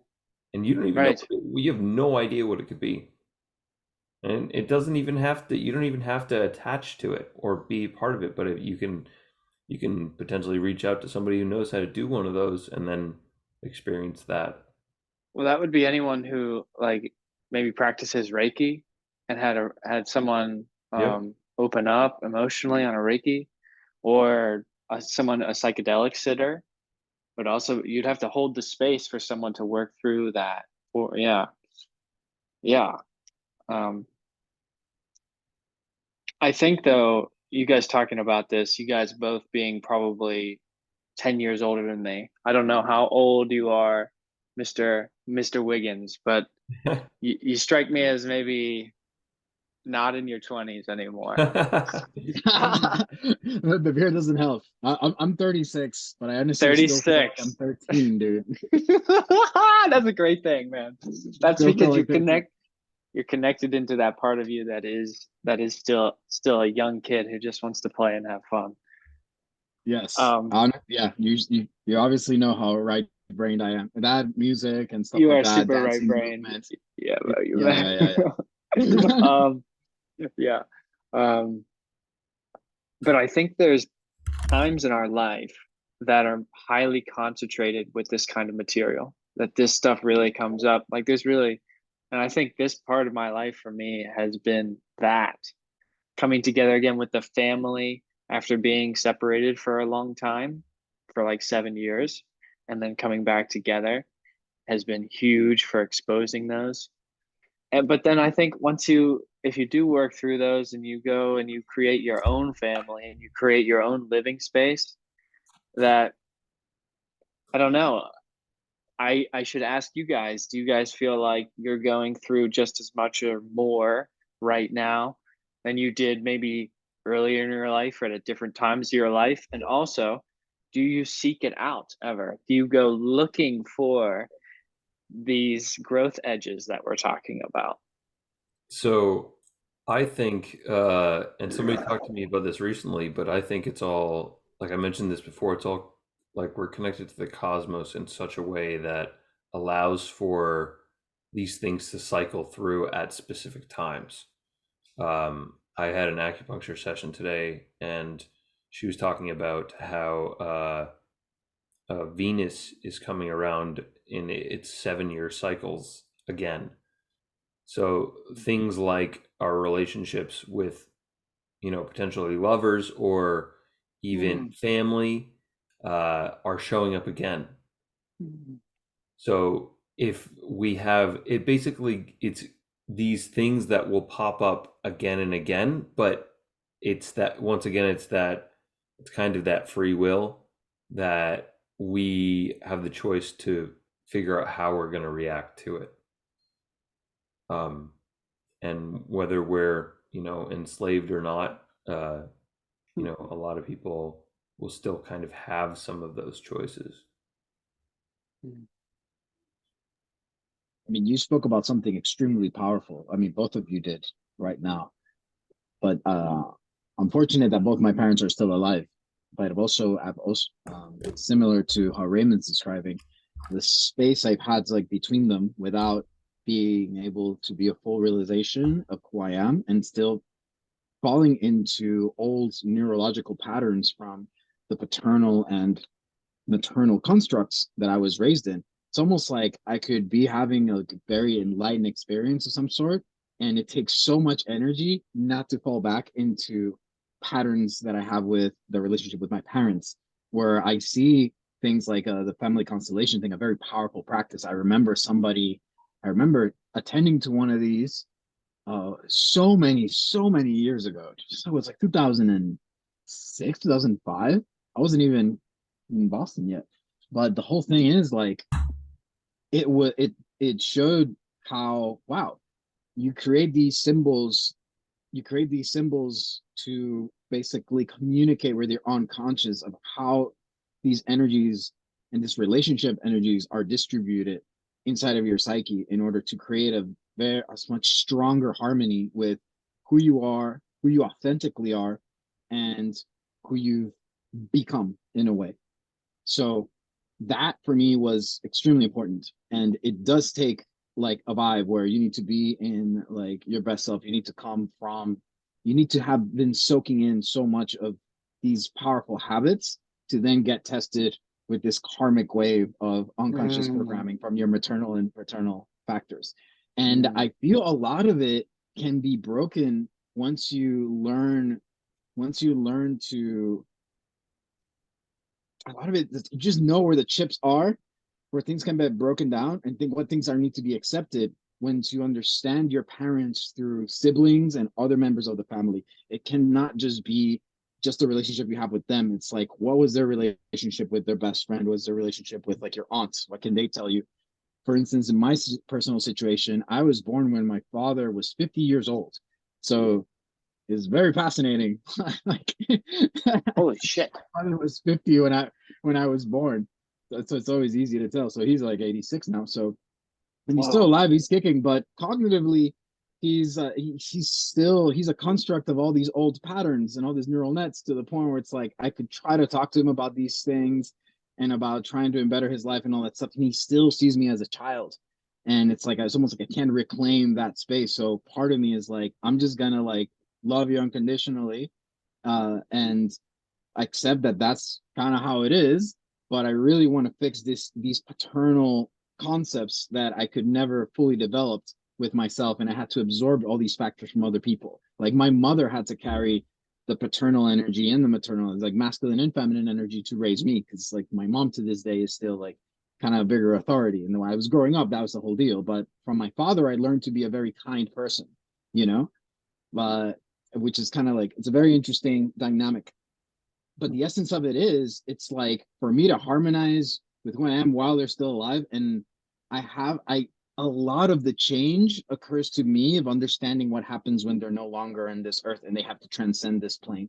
Like, what can I embrace now that is connected to what I've learned of who I am and what I can be with how I was raised, and how those things can kind of create a feedback loop where there's a sense of harmony, where I know like the drives and the neural nets I've built with my parents or whatever dynamics, those relationships are kind of still there. But is there a way to create another feedback loop or small shreds of light in terms of what you're able to discover in this point in your lifetime. So like by the time that you grow, you're going to see this pattern reappear in other family members by the time you're old, and like the other generation of nephews and stuff like that are kind of like growing older. It's like you're seeing some of these patterns kind of reoccurring. And it's like I always want to be the cool uncle who being like, okay, well, let me teach you about spirituality now, my boy. Oh, let me teach you about this other thing. Like, let me take you to a combo trip. Like, let me give you your first psychedelic experience and like guide you through all this stuff. It's funny because like I'm talking to some of my nephews now who are like growing a little older in their teens, and I'm like, yeah, don't do any of this hardcore stuff till after 25, because I definitely I definitely played with fire too young. From that whole deal, it's like rebuilding these relationships is almost a similar concept to what we're talking about, the Akashic Ocean or the karmic laws of how you're able to liberate yourself from this concept is going to help you become such a valuable resource to the family that's preceding you and that's evolving with you. So it's like, ooh, like I'm currently on that position as well, and I can see that karmic wave pop up, and it's like it's gonna happen for me. I'll keep you posted for sure. But what you're saying is very, very powerful, because there's transgenerational, not only like what you grew up with, but the transgenerational traumas that come with it, that and these patterns we're breaking off of, you know, from whatever lifetimes we've been around and whatever decisions landed us to where we're at.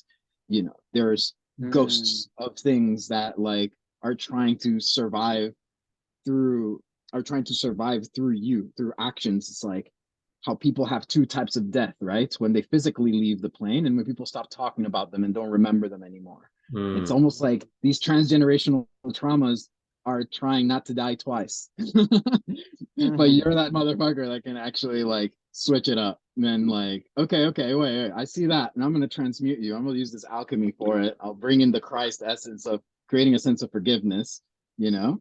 And with the whole sense of your Buddha ability, how they like to say it, with your Buddha ability, like understand the sense of harmony, that how we're all connected with each other, even though things are gonna like mess up again. But I'll just laugh at it because like it's kind of funny when you see the samsara pattern happening. It's like, okay, Yeah. hey, part of the deal, baby. Welcome to life. But our ability to just synergize again is so much powerful. And then like the day that they leave and what you learned through that lesson is gonna help everybody else in your lifetime, and other people that become much more closer to you in ways that you don't even imagine. That like how many of our friends we know that have lost like their loved ones and they weren't able to like say anything to them and so on and so forth. Like the essence of mortality always chips away at the fact of having to wait or having to postpone all these things.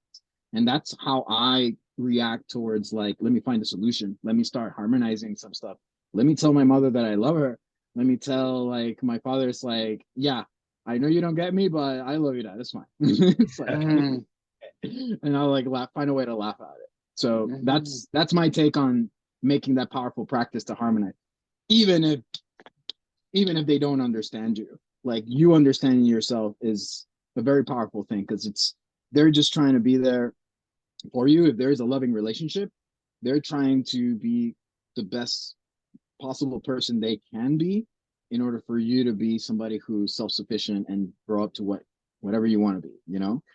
But after they're gone, like, and this is something I learned from Will Smith's autobiography. When his father passed away, he said like, man, like one of the biggest things that created a peace of mind in my father's deathbed was him understanding that you did like the best job possible. I just want you to know that I'm going to be all right, and you taught me to be a great man. Done the best you can, and I love you for it, and everything you've had in your lifetime, and reciting that over. And when he said that in that deathbed, dude, I was like crying, thinking of like, oh man, like how much have I used that gratitude for my father, like him being on his deathbed and acknowledging that breaks so much of those transgenerational ghosts or whatever stigmas or whatever prejudices. It's like, dude, none of that matters, because now I'm seeing directly through this man's soul. And like I don't get taken away by these things. And like, oh, let me start acting in the direction of what that intuition is telling me, and see what happens, whether something happens or not, whatever. But I'm gonna follow this energy for as best as I can, you know. So I'm glad you brought that up because that's been popping up recently. Wow, that was beautiful. Thank you Yeah. for sharing. Jeez.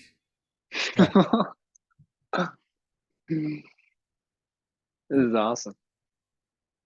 Definitely something I will continue to reflect on. Yeah, Um, and big time. thank you, Wiggs. That was deep. Good stuff. Good stuff. Being the black sheep, but even more than that, and really just creating a foundation for your own frequency and your family's frequency and your just all of the energy is you're truly looking at it at a bigger through a bigger lens, and that's beautiful. Yeah, I appreciate that. Wiggs, do you recognize the man on this shirt? I was gonna ask who that is. Oh, dude, it's like Bodhisattva. Yeah, no, Bodhidharma, Bodhisattva. Bodhidharma, Bodhidharma. But it's just like Bodhidharma Marx, like the Groucho Marx Bodhidharma, or like Oh, the come on, Simpsons. this is a classic rendition of Bodhidharma. Yo, yes. I mean, when you come out of a cave, you might look. That's right, man. After 8 years, Jesus. It is meditating, man. Your eyes start Size looking of like his boobs. prefrontal lobe. You're right. I was looking at it earlier. I was like, who the heck is that guy? Who the fuck is that? Oh, that was awesome. Maybe a good place to end it, guys. I Honestly. think so. Yeah. Yo, I'm so glad you recorded this. I'm gonna have to go back and watch this all again just to like reabsorb the wisdom that was dropped in this chat tonight. Yeah. Jesus. Me too. I think there was Word a lot up. of right brain action going on. A lot of Yeah, big time. consciousness just kind of coming through. Yo, Wix, do you even have a left hemisphere, bro? Is it even in I do, there? man. It's OCD. That's yeah, it's called OCD for me, bro. That's all I'm doing. Editing things in audio right now. So I needed my right brain relief, so I joined Coleman's call. Gotcha, man. I'm glad we all got to participate with that. Yeah. I'm grateful for you guys coming in and sharing the space with me. I'm always happy to help provide Oh, it. and you're the man for providing this shit, Yeah. man. Yeah, I was expecting it like tomorrow, but then I saw it on the Telegram and I'm like, okay, yeah, let me just do it. Let's see what's up. Yeah. And I'm glad I did. It's gonna be random like that sometimes, which I love also, you know? Yeah. Good stuff. All right, do you guys want to say anything else before I kind of end it? Or any closing thoughts? Just more gratitude, right? And grace. Yeah, can we close Right. it?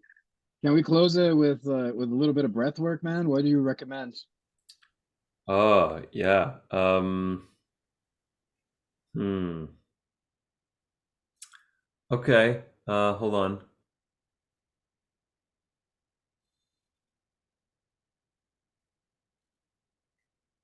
Okay. I'm just thinking, hold on. I want to do something with hums, but I haven't figured it out. Because I know Zoom is a little weird with how they do the like they'll like mute you a little if you hum. Um, we can do. Let me grab my timer.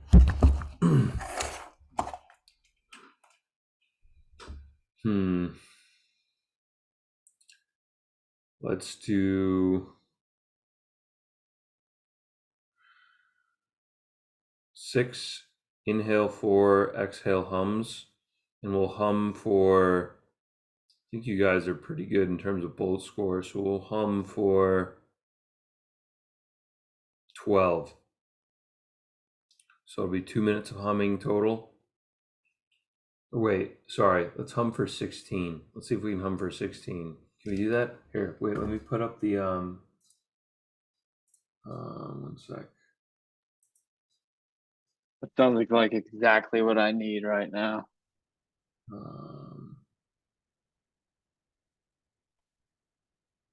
Do I have to upgrade that? What? Hold on.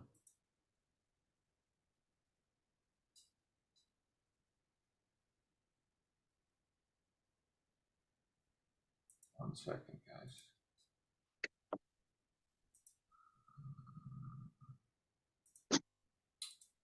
Can I? Wait, can you guys all see this? This stopwatch? Or Mm-mm. no? Wait, hold on. Maybe if I hold on a second. Pop out and then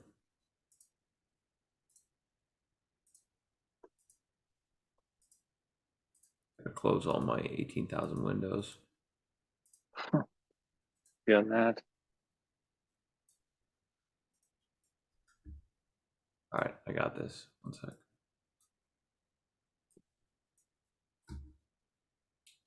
Share screen. Boom. Oh, can I do this? Can you guys see this? Yeah, I can see it. Is it a little timer stopwatch thing? Oh, I'm seeing That's your a other screen. desktop. Yeah, I see your desktop. That's just my desktop. Yes, sir. Crap. I just want to Very show. cool. Oh wait, here we go. Did you guys get that? On the chat? Oh yeah, we got that. Ah, You guys see the timer now? Yep. Okay.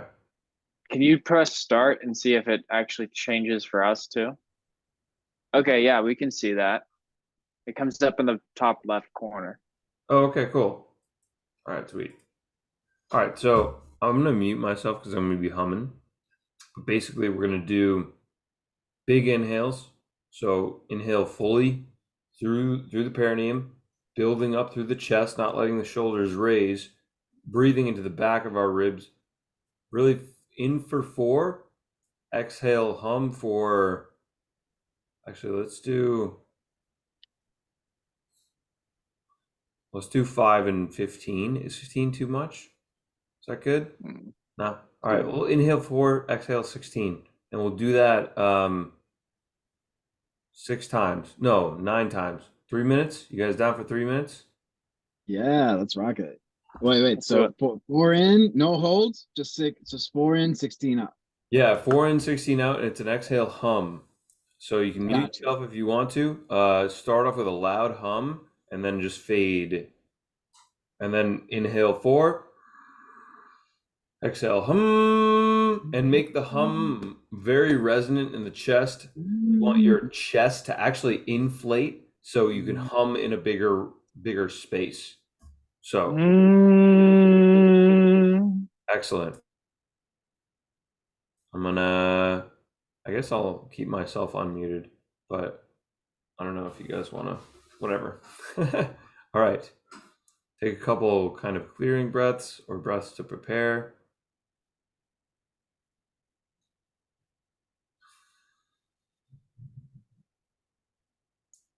So should I count us down? I'm gonna count us down like this. 5, 1, 2, 1. Okay. All right. So breathing out.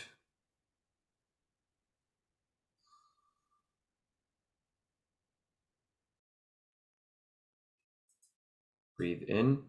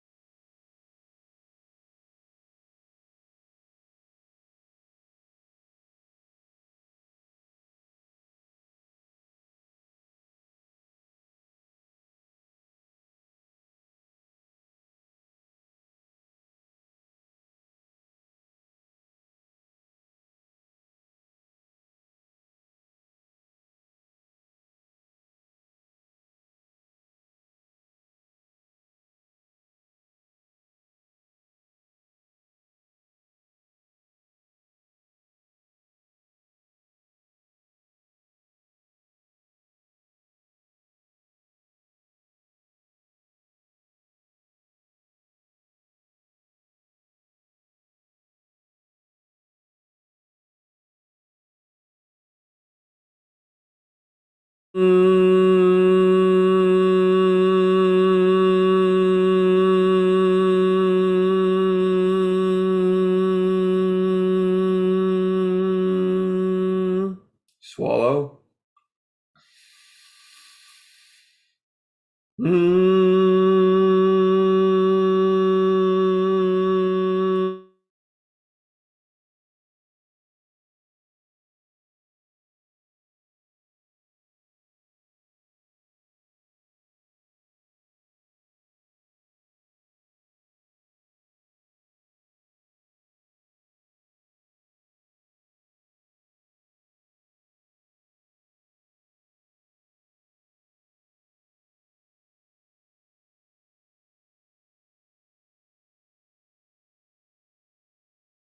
Last one.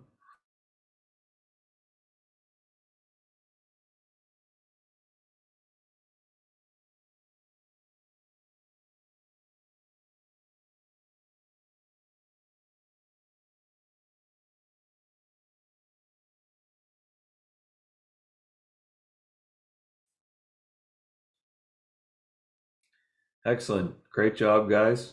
I would recommend you do a little bit of cadence on your own after, potentially 3 minutes, because that. How did you guys actually feel after that? Good. Little bit of vagal tone activation. Yeah, that's what it is. There's that side of it too. Then also with the chest vibration, man, it's like I can feel my voice is just naturally strumming my vagus nerve like a harp in the wind.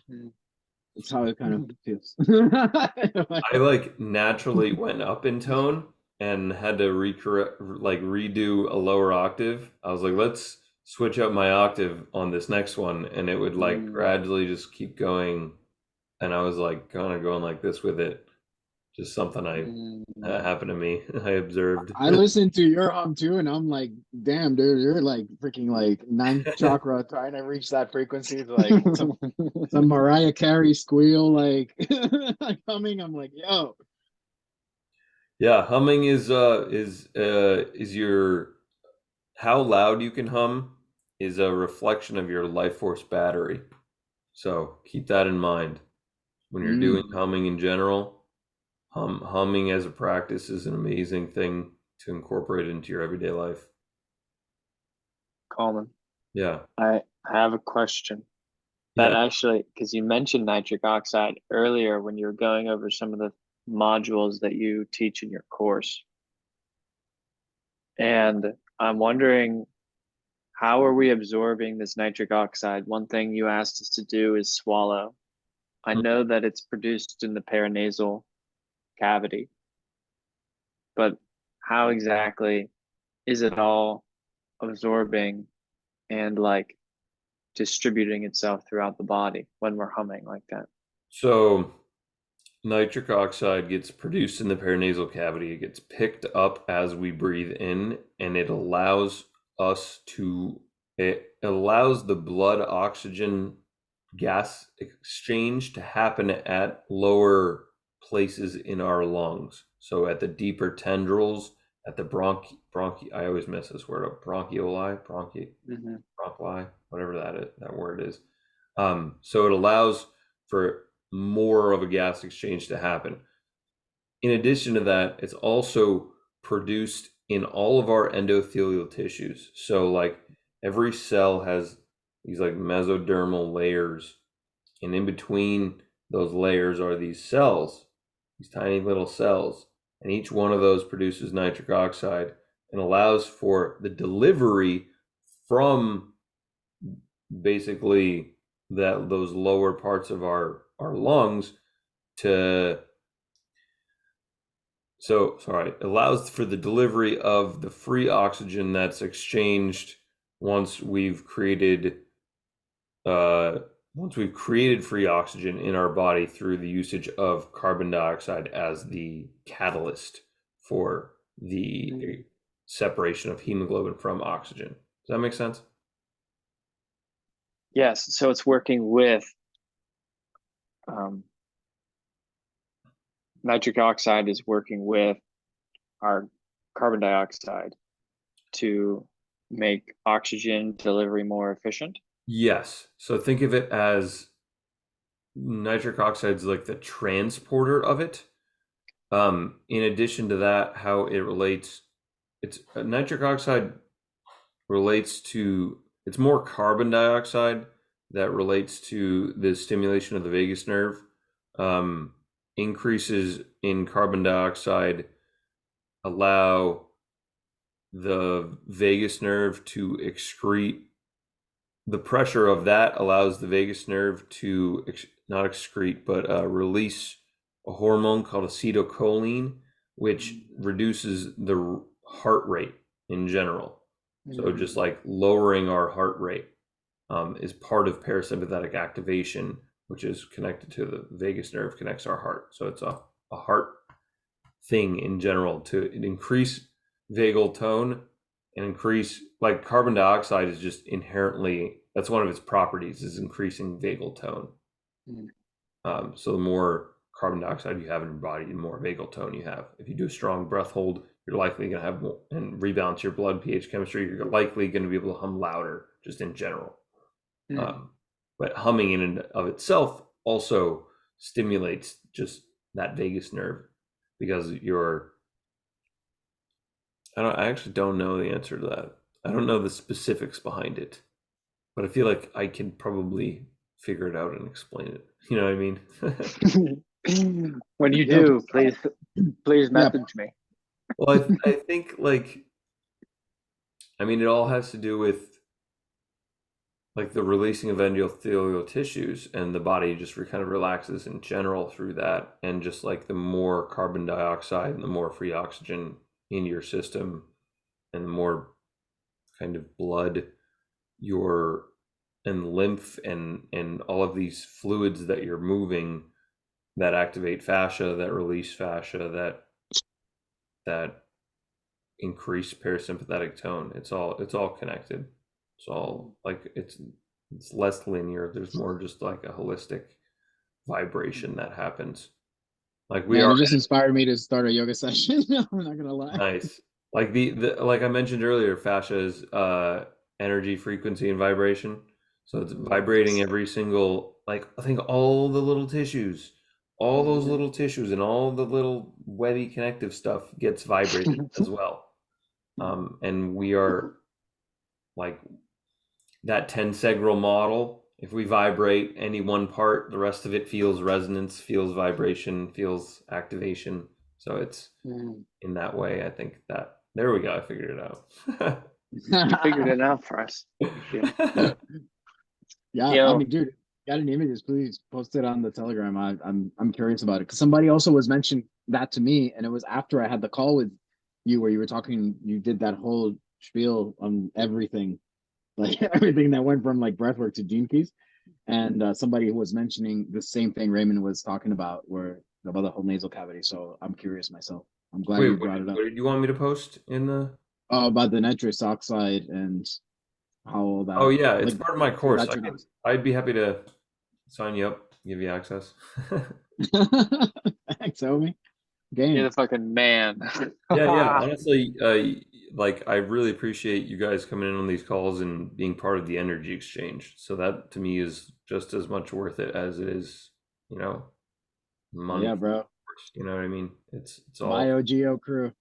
Yeah, Let's go. Oh yeah, and I'll work on getting more guys in here so we can have even deeper conversations. Let's go. Or just more people, not even guys, girls too. Yeah, girls too. Hey, all souls are welcome, man. Openness and gratitude is what I'm here for. So I'm so grateful for all y'all and inspiring me to all that. I'm moving with my day with a great light. All of y'all shine on me. So thank you so much. Oh, Thank you as well, Thank Wig. you for saying that. Thank Yeah, you. man, I'm super grateful for both you guys in this conversation. I feel a new energy going back into my life. I'm grateful for both of you guys and allowing me to express myself and to be myself and to be a part of this space in general. It really means a lot. Yeah. Indeed. All right.